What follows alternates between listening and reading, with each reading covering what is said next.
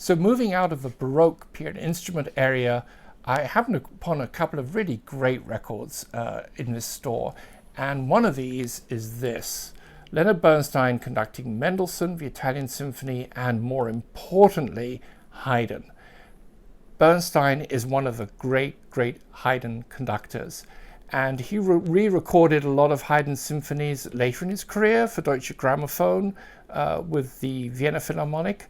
But I just love these earlier recordings. And I mean, in particular, his set of the Paris symphonies is just wonderful. I mean, it's one of the very best. He just really got Haydn. Now, the problem is if you want to pick up these Haydn recordings on CD, they're really only available in earlier remasterings, which aren't so great. There is a set gathering together all his recordings of Haydn on CBS Sony, but it's hard to find. It can be quite expensive. I mean, we desperately need a new Haydn box from Sony, just like they've done his recordings of Beethoven, Sibelius, beautiful remasterings. I mean, Sony are doing the best versions of their old classical catalog in their huge box sets and these smaller box sets. I mean, the remasterings are brilliant. And they're telling us how great these recordings are, which was often hard to tell from the records because the pressings just weren't so good. However, I will, if I find really nice copies, 2i pressings or 6i pressings in good condition, I will grab them. And this is one of those. And, you know, I'm just thrilled to have Haydn in particular, but I'm really looking forward to listening to a Mendelssohn recording as well. This was a record I was so happy to find, featuring one of my favorite string quartets of another era, and that is the Budapest String Quartet. And here they're playing with the great pianist Rudolf Serkin, who made so many wonderful recordings, mainly for CBS, but also for other labels. And this is one of the great pieces of chamber music, the Brahms Piano Quintet. Oh, this is such a great piece. I haven't listened to this yet. It's a 2i pressing. I can't wait to listen to this. You know, such wonderful musicians. And I'm hopeful that this will be every bit as good as I think it's going to be. So we're coming into the home straight now. The other set which I got, I'm not going to bring it down, but you can see it up here. Karl Böhm, the great German conductor, he did one of the first recordings of all the Mozart symphonies. And while most people are familiar with the later Mozart symphonies, people are not so familiar with the early Mozart symphonies, many of which were composed when Mozart was tiny. It's kind of extraordinary. Look, this is not earth-shattering music, but it's really nice to have these pieces in such sophisticated, beautiful recordings done by Karl Böhm with the Berlin Philharmonic. They're legendary recordings, and they had this sitting there. I think it cost me like $4 or something. Perfect condition. Nothing particularly special, you know, just a regular German pressing, but I'm really happy to have it. Now I'm going to end with my great find. This was something I never expected to find, of course, because actually I didn't even know it existed. But I saw it there and I thought, oh, I wonder what that is. Let me check that out. This is not very familiar music to most of you. This is the Kammermusik by Paul Hindemith. And this is, I think, the earliest recording of all these pieces. Okay, let me fill you in a little bit about this. Paul Hindemith, I've featured some of his music in earlier videos. He is a very interesting composer from the early part of the 20th century. He's far less popular and less well known now than he was even 20, 30 years ago. He was a contemporary of people like Stravinsky, and he, like many composers of the time, found himself confronted with a difficult choice. At that time, music had moved inexorably at the end of a Romantic era towards a kind of crisis. And you basically had two streams of classical music.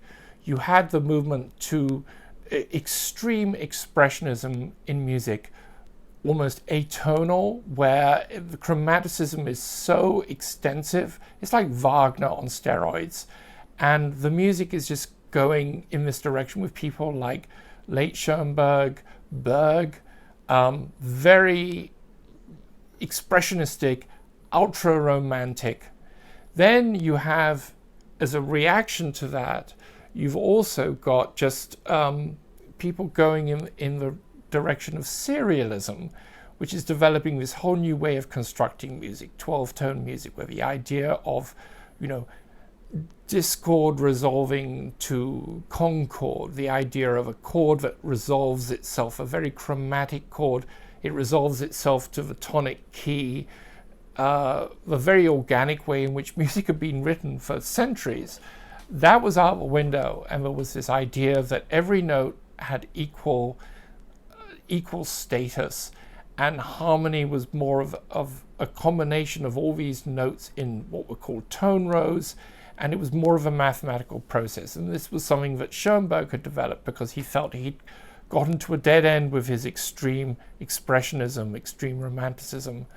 So you have someone like Stravinsky, who then is writing his very, very powerful, rhythmically dynamic music in his early ballets, things like Faber, Petrushka, and then culminating in The Rite of Spring. And then he's at a point of crisis. It's like, where do I go from here? So Stravinsky and quite a few other composers, including Hindemith, they turned to what we call neoclassicism, which is they didn't embrace either of these two extremes of atonality, expressionism, or serialism. They turned back to the earlier model of Baroque music, and they wrote music which was kind of modeled on that idea. I mean, the most famous example of this is Stravinsky in his ballet Pulcinella, in which he took music which at the time they thought was by Pergolesi. They now know a lot of it wasn't by him, and he reworked it in his modern idiom.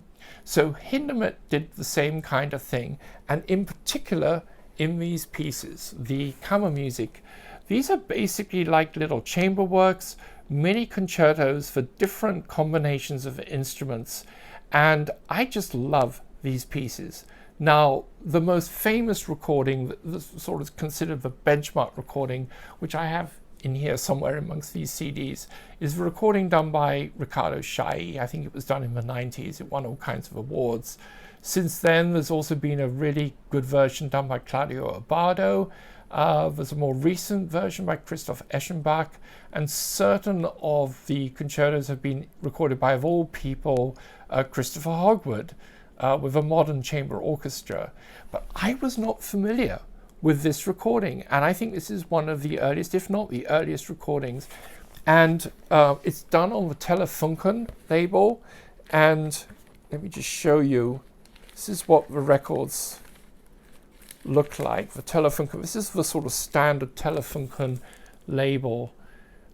This is actually a great label. I mean, a lot of those German early music records, period instruments, are done on Telefunken.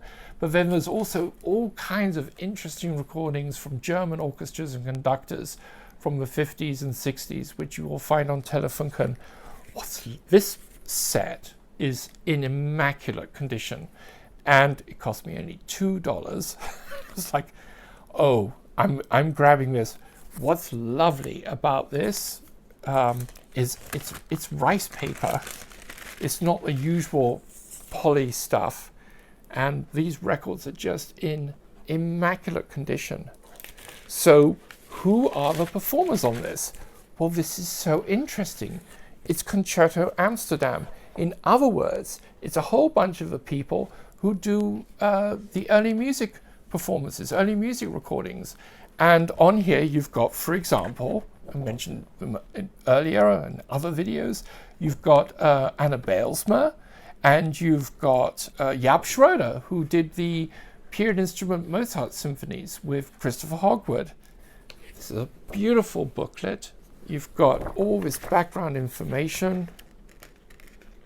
Wonderful photographs. There's Hindemith himself conducting. You've got photographs from the sessions. this beautiful cover.